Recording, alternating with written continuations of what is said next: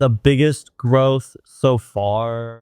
My entire life savings on two things. Around $500,000 investing into.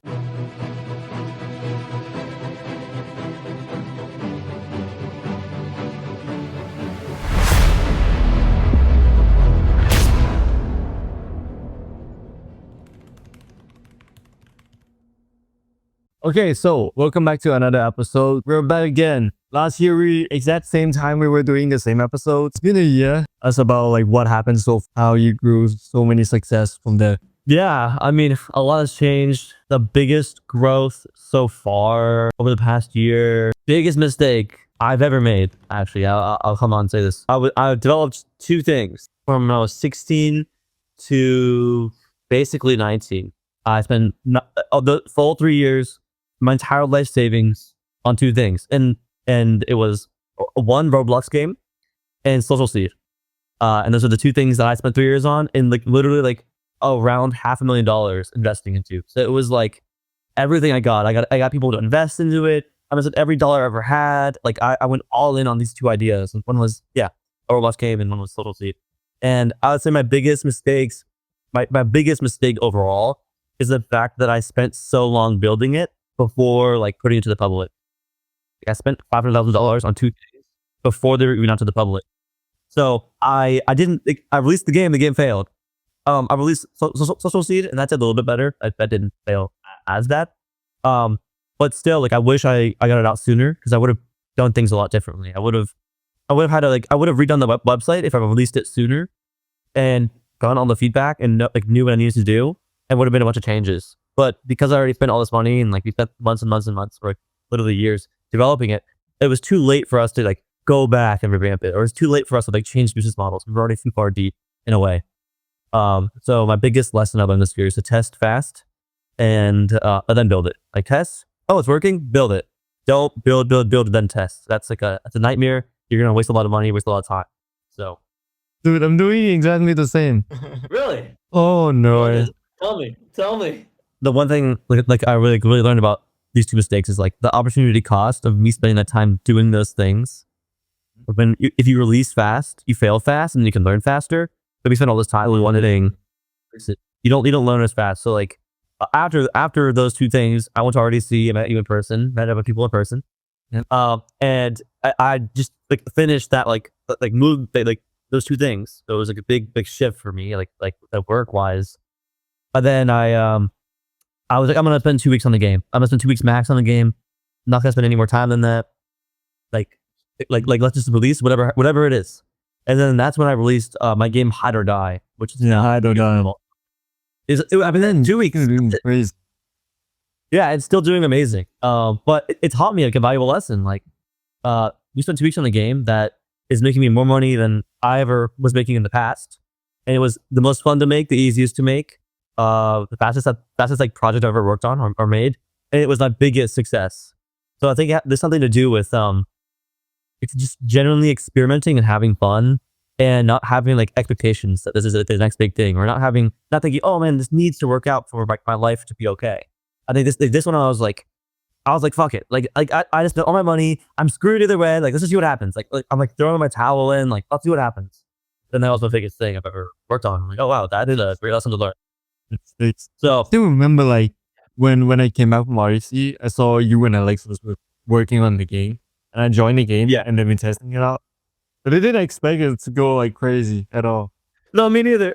I thought the game would hit like 2,000 players max. I didn't think it would hit 50,000. That was like I was shocked. Like I was like, what the heck? Like I did not expect this. I didn't even really care. Like I'm like, this wasn't the game that like was supposed to hit it big. It was supposed to be like my other game that failed. But like it was weird. I was in a weird headspace. I was really happy about it, but also like a little bit sad that out of all of my things, this is not my best game. This is like crappiest game, but it did the best. So yeah. What happened after that? Like how much did it change your lifestyle and everything? Does it change?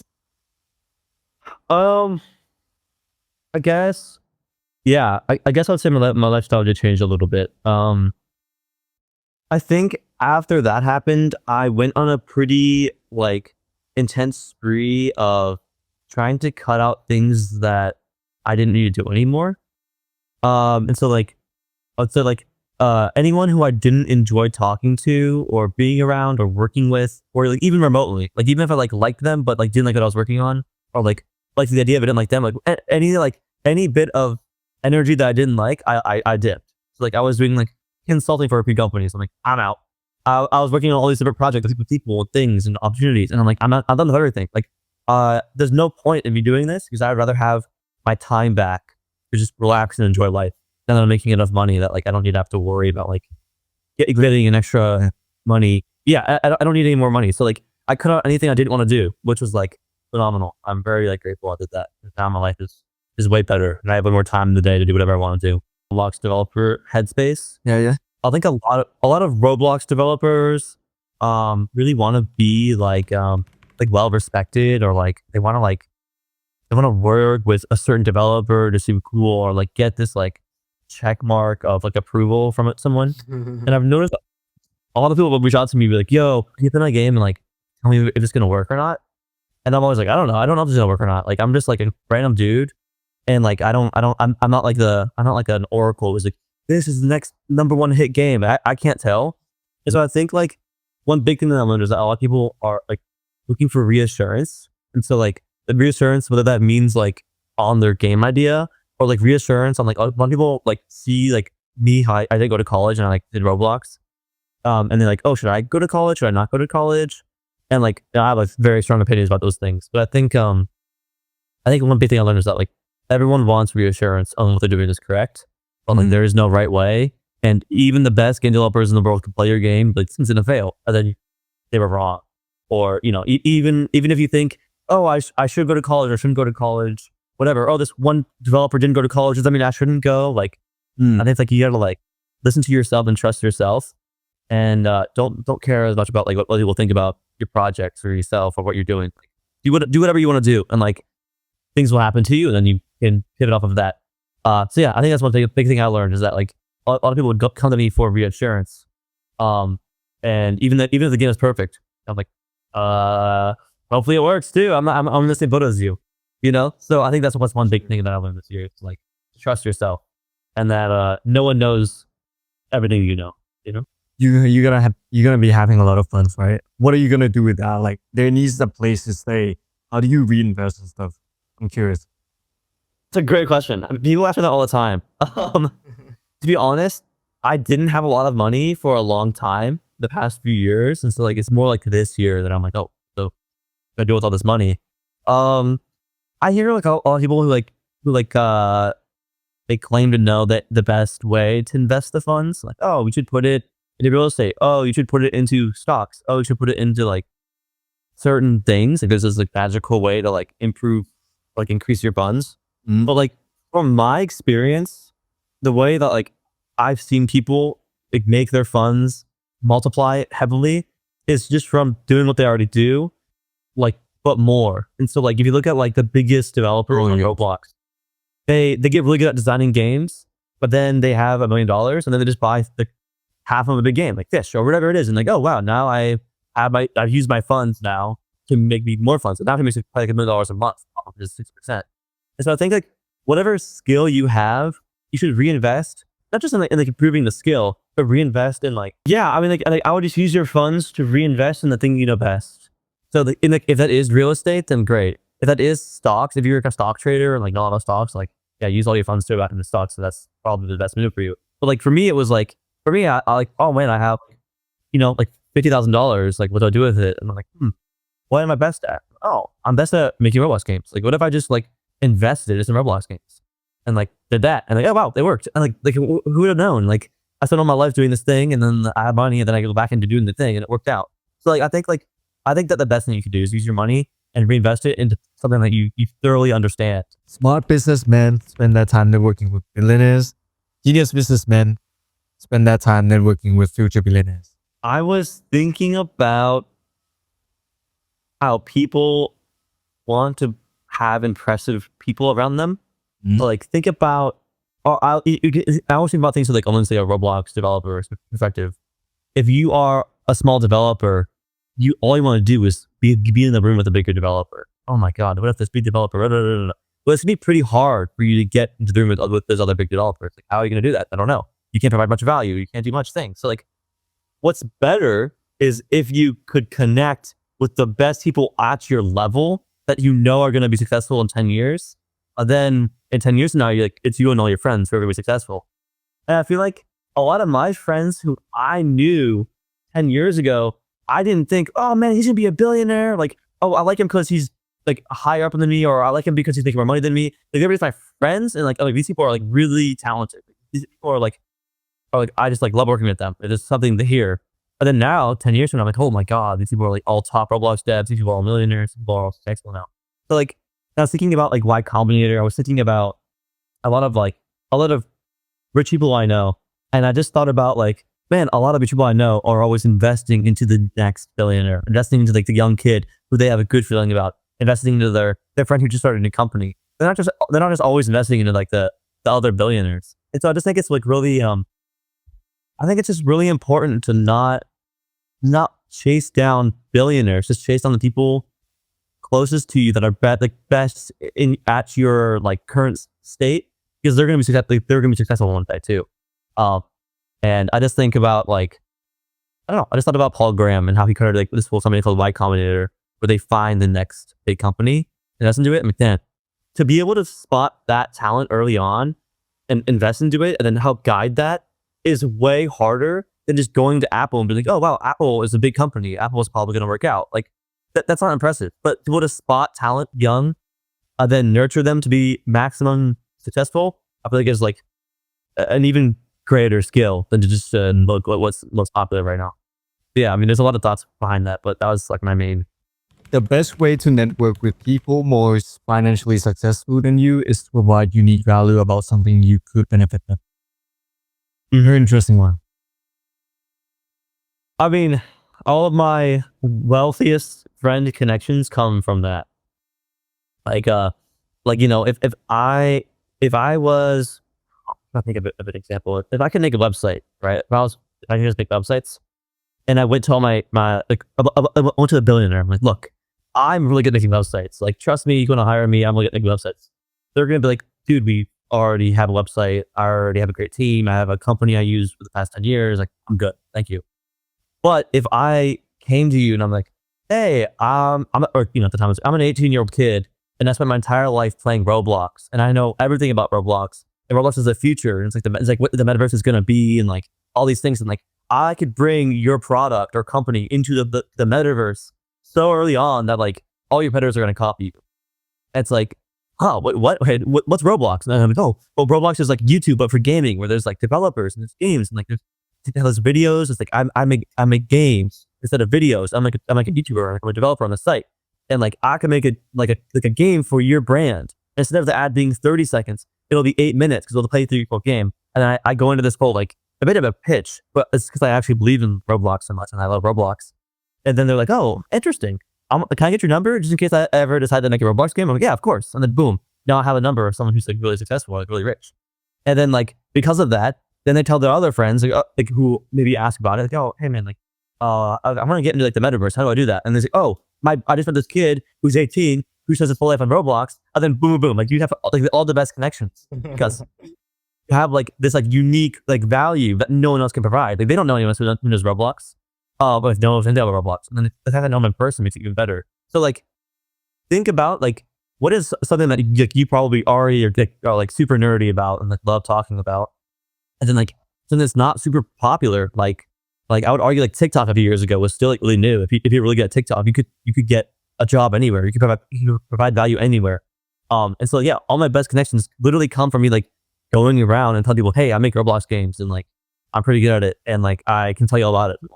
But then they're like, and then like they're open to hearing it. But then like before you know it, I know everybody in my city who's like a top entrepreneur because of that. So yeah, that's what made me think of that quote. I'm like, yeah, this is how I know all the rich people I know, all the like the highest success stories of people who I know are just from me telling people I make Roblox games. Amplify that is like niche, right? Having a very, very clear niche to be able, because with a unique niche, you can basically find like a unique value to provide for the people who are very successful in a sense. if I'm graphic designers, but I don't do Roblox, I would just be like another graphic designer, you know, in a sense. Because there's a niche of like, I'm a graphic designer, in the niche of Roblox, making thumbnails with game developers is like very, very specific. Yeah, exactly. You're probably making more money than you would be as a normal graphic designer because you found a niche. The best business partner or employee is the one capable of winning big without you. Love this one.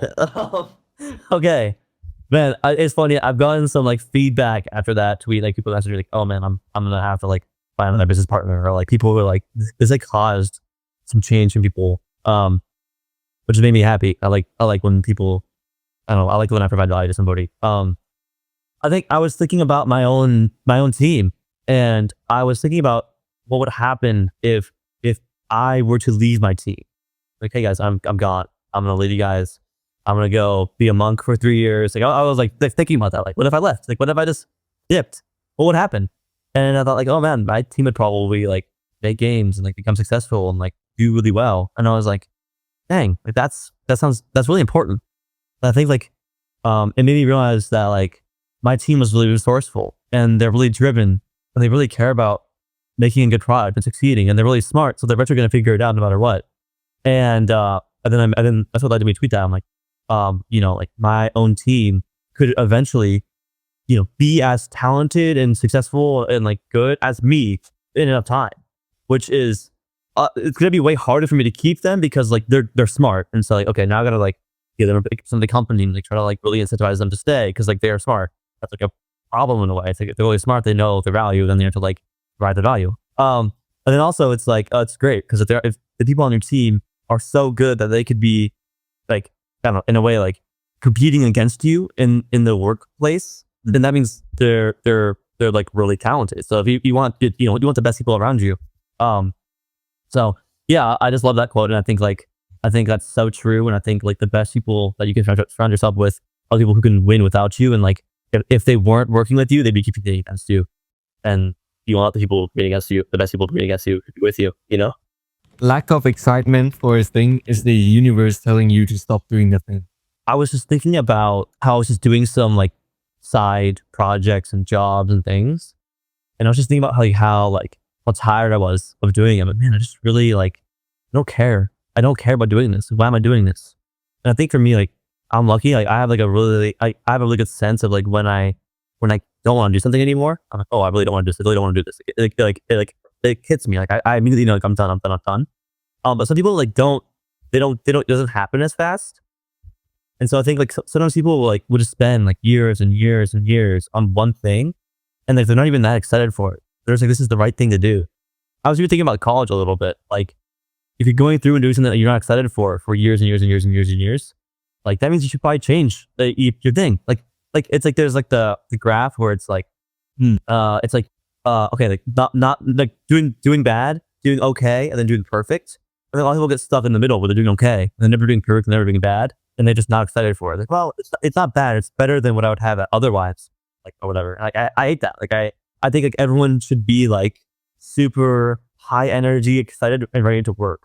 I think like that's the best. That's one of the best things are made is when everyone's like peak excitement. I'm ready to work on this. I do anything to do this. Like, you know, I would die to work on this, and I'll spend my life working on this. And so I think like the next if you're working at a job and you're doing something and you're like, man, I don't want to wake up today. I'm tired. I don't want to get on a computer. I don't want to do these calls. Then you can do one of two things. You can either like quit and change what you do every single day, and you know, like I'm done doing this and I'm doing something else, or you could like just like surrender to it. Like, oh well, there's nothing else I can do. And I think like both can work. And some people like would rather surrender, but I would much rather like would prefer to like attack and like really attack and try to get the life I want. So I have an interesting take. What if you lack of the excitement, but you already put the money in? doesn't matter. Genuinely, like I spent like $300,000 into my Roblox game, like $300,000, and I spent 2 years on it. In the last year of it, I was like, I'm so done. I'm so tired of this. I'm so tired. Like I'm so done with this game. I should have cut it there because I would have saved myself losing more time and money. Nothing matters more. There's no worse price to pay than to spend months not excited to do the thing. That's worth infinite money. Because in that time, if you stopped doing that thing, if you cut it off and said, I'm doing something new, then now you have all this time to do something that you like new and that you want to do. And like that's worth more because your energy is worth more than your money. What's the difference between that and shiny object syndrome? Shiny object syndrome is when you're working on something, you see what someone else is doing. Oh, I'm gonna do that too. I'm gonna do that too. I'm gonna do that too. So it's like imagine I run a company and I'm trying to Roblox game. I'm really excited for that. But then I see my friend over there and he's dropshipping watches. I don't know, dropshipping watches, and I'm like, dang, well, shoot, am I doing the wrong thing? Maybe I should be dropshipping watches. Like, I feel like that's obviously the easier, better thing to do. And you go do that.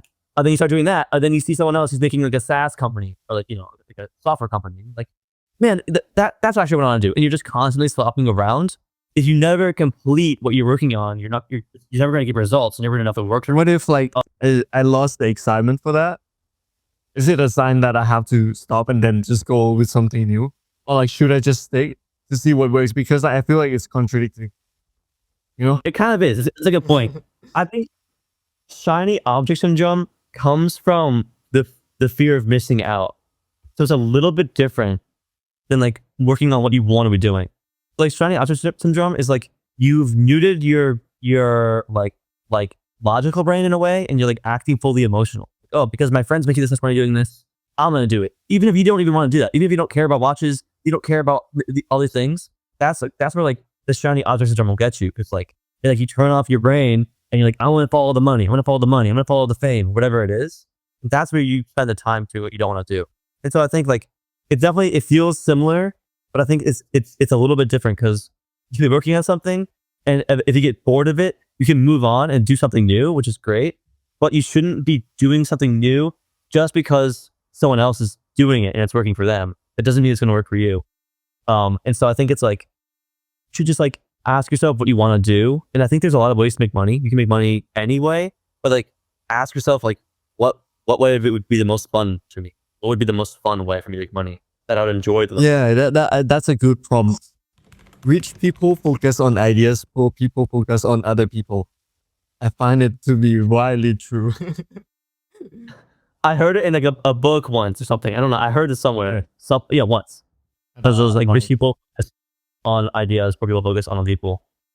If you look at people who maybe aren't where they want to be in life. Yeah. A lot of the times they care a lot about other people.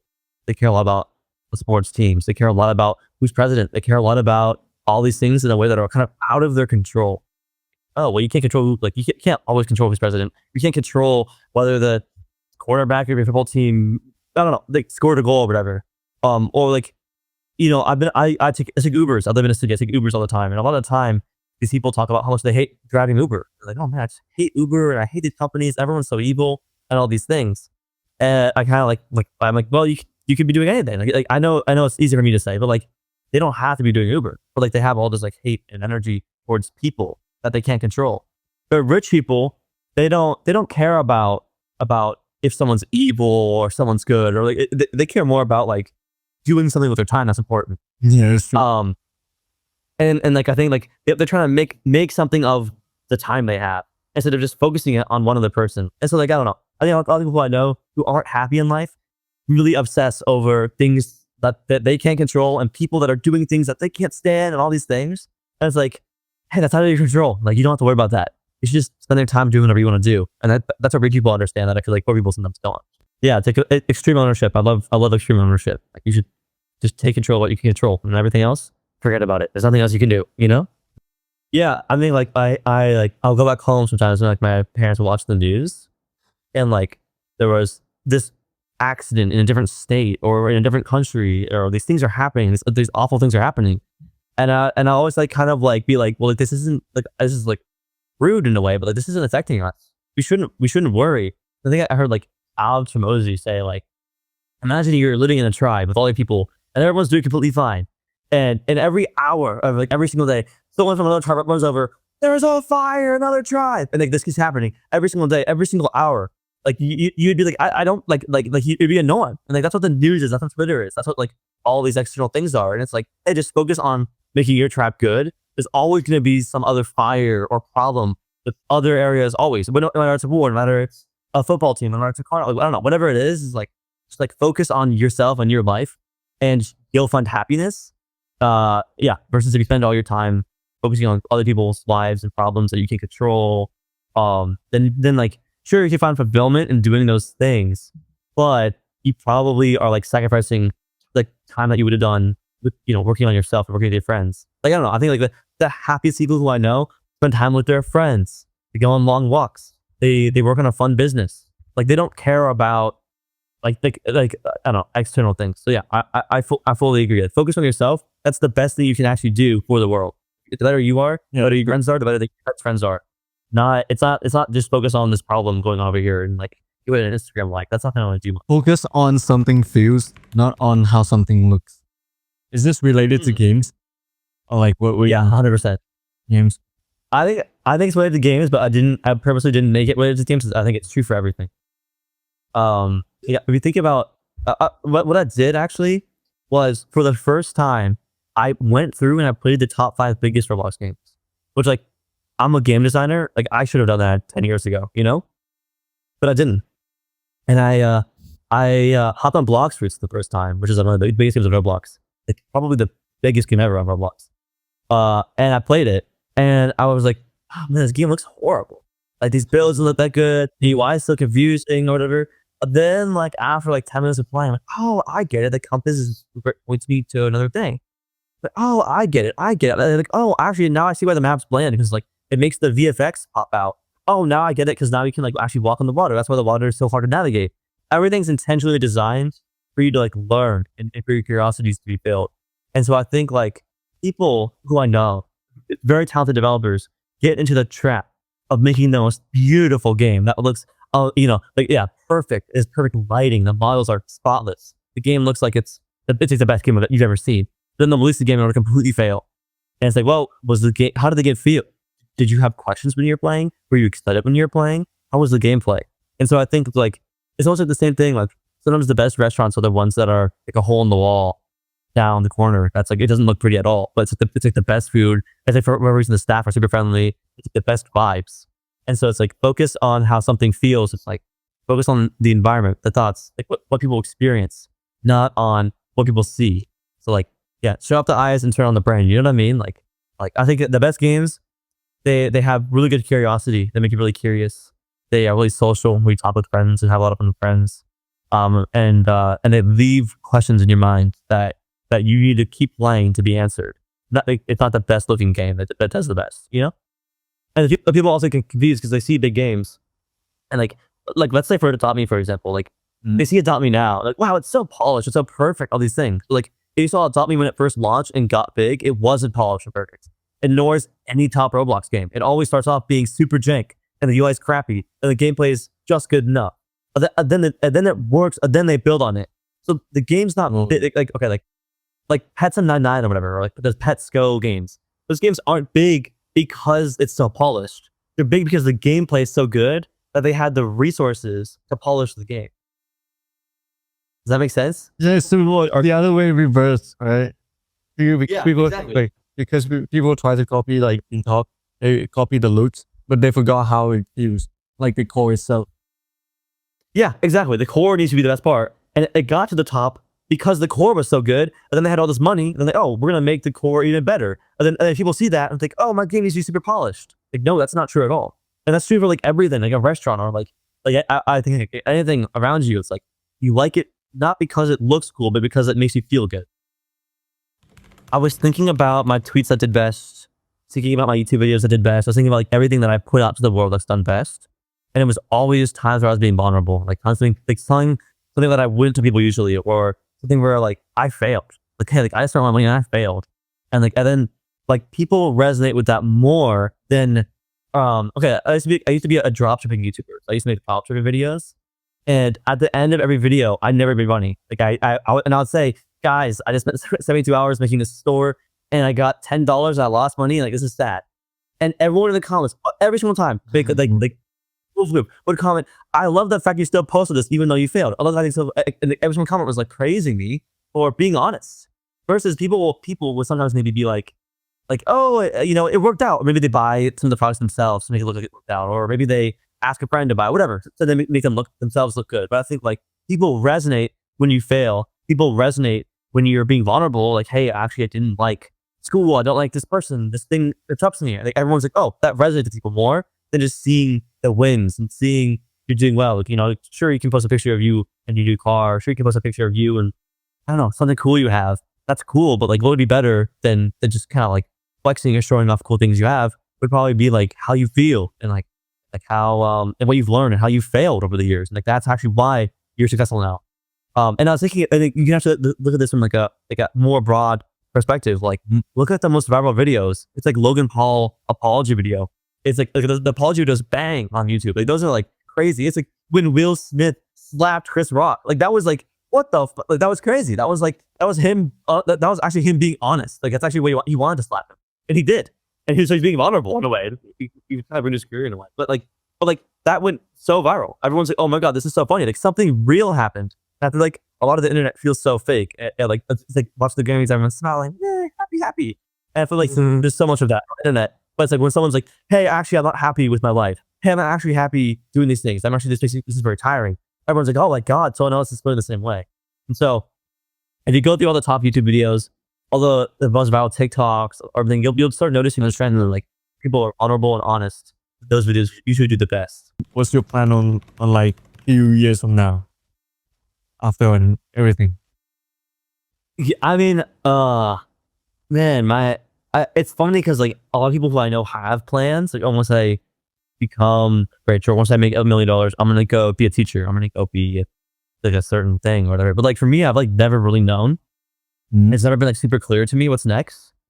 But like I think right now in this instant, I'm very adamant on like becoming like a really big Roblox developer. Like I want to become like one of the biggest. Like I feel like I've built up all these, like I did it for like 11 years. I really want to have like my moment, but like I dominate. I'm like, oh, let's go. I've made it. Like my childhood dream of being like one of the biggest devs. So I think right now in the near future, that's what I'm seeing for myself. Like that's what I want to do right now.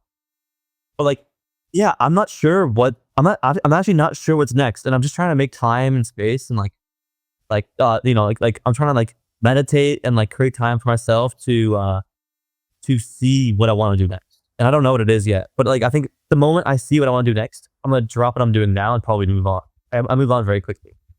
So yeah, I'm not sure what's next, but I'm trying to just like enjoy life and become a really big Roblox developer. Those are my biggest goals right now. I'm curious.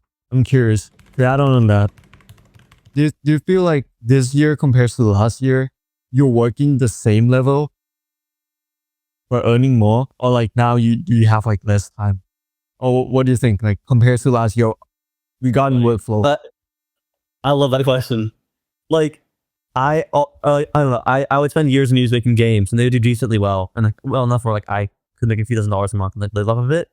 And then I always thought there was like some like magical thing you had to do in order to get like the game to like last longer or like be popular longer. And then we got by my hide and seek game. Like I did nothing different than what I did before. I just released the game, you know. And I was always like, well, I was like kind of stressed out. Like when is it gonna die? When am I gonna have to like restart again or start fresh or whatever? Like it just didn't. And I'm like, oh wow, I didn't do anything different. There's no secret sauce to making a game that has 100 players versus 100,000 players. Like there's small things you can do to improve the game, yeah, but like there's nothing like innately different I did when I made the game. So I would say this year I'm definitely working way less than I ever have before. But still earning way more than last year.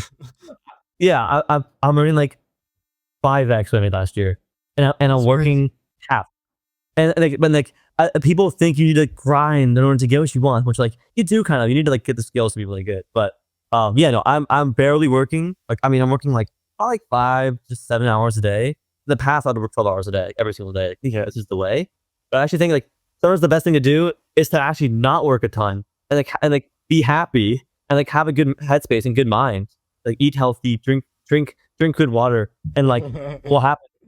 The amount of time, the hours you do put into work, it'll be better work and it'll be more clear work, and you know what you want to do. You know what you want. Like versus just like grinding for the sake of grinding, like being on like I'd work on a bit. I'd be on Twitter a little bit. I'd be on these other things for a little bit. But like versus now, when I'm working, I'm like 100% working. I'm not like dip trading. I'm not doing random things. I'm like 100% in, and then I'm 100% out, and I'm relaxing, enjoying life. So yeah, I would say Efficiency of doing work. efficiency. Exactly, efficiency is more important than volume. It's true. Yeah, 100%. I really resonate with that. I'm gonna like, cause like, you know, okay, like imagine a thumbnail, right? Like I'm a thumbnail designer. Imagine a thumbnail. Back like years ago, like around the time that I talked to you last year, it was like me creating thumbnails, like 3 thumbnails per day. That's a lot of thumbnails a day. And it was like, it went to the point where like, okay, it's grinding, of course, but like, it just made my life so terrible to the point where my health gets deteriorate. And also, I wasn't happy. I wasn't happy at all. Even though even though that time it makes more than whatever I could think of back then, I still like compare me to like last year. I'm still earning sort of like relatively similar, but I'm very happy in a sense because I only work in like the morning. That's it. Because like I got school going on as well. So basically I just work like early in the morning from like 5 to 9, 5 a.m. to 9 a.m. and then I just hop off for the day. That's it. It just made me feel so clear in a sense. And I feel like this is the way for me to like keep it consistent enough where I don't fail off. I just keep things rolling. To be in a flow state, you heard of a flow state concept before, right? Oh, State. of course. Yeah. So it's also like similar to that because like when you do more, you're not gonna be in the flow state. Like when you do like grind all day and stuff, but when you work efficiently, like you mentioned, you're gonna be in a flow state. It's gonna be much easier for you to think, and makes everything effortless. Yeah, exactly. Yeah. And like basically I think like most people can actually only get 5 hours of productive work a day done. Like that's like actually the max. Like even if you work 8 hours, only 5 of the hours are actually productive. Like there's like a study or something like, and I think it's like just don't work all the hours. You're not being productive and all the day productive. You know what I mean? It's like why would you waste your time from your family and friends, like your life that you could be enjoying? There's like the way how I navigate this is basically when I feel like I couldn't push it anymore, I was just like, why not just me going to sleep and then just wake up early to save some times and then just head back and work again, you know, in a sense. And it's like a very, very weird hack, like productivity hack that I use that works perfectly because when I wake up, everything just like reset and it's like, okay, I'm back again. You'll get everything you want. It's just not when you think you're gonna get it. Like it's not something when you want it. You'll get it. You'll get everything you want. And that you're gonna look back at the years like that you just lived. You know, you're gonna look back, and it's all gonna make sense. Every relationship you've had, every like friend that you no longer friends with, every game idea that you had, you're like, it's not working. It is working, or whatever it is. Like you're gonna look back, it's like, oh my god, that makes so much sense. So it's like everything will make sense at the end of the day. And so I would tell myself to like trust myself, and that everything will be okay, and that tell myself that like everything will work out. You're gonna get everything you've ever wanted. It's just not gonna come whenever you thought you're gonna get it. So yeah, that's what I'll tell. This is saying like I think it's from Alex Moss, you know. I feel like he said like the years of struggle will strike you as the most beautiful period, you know? Something along those lines. Yeah, I think that's 100%. Yeah, I think the best part of the journey isn't the end of the journey, it's the journey, you know? And so it's like you're working on something and you're tired, it's not out yet, or you're tired of all these things. It's like you're gonna look back and like, dang, like now that I'm successful, or now that I'm not successful, you're like, I wish I enjoyed it more. That's pretty much it for the episodes. It's been great again to have you here again, Cole. So many things can happen in a year. It's crazy. It is. I can't wait to see how things goes from now. At the end of the day, you're the star. Peace out.